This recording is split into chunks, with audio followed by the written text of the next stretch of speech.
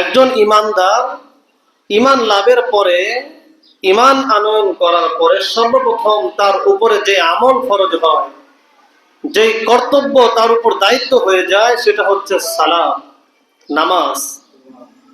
রাসূলের হাদিসের মধ্যে অসংখ্য অগণিত জায়গায় বলেছেন যে ঈমান এবং কুফর, মুসলমান এবং কাফেরের মধ্যে পার্থক্যকারী বিধান হচ্ছে নামাজ।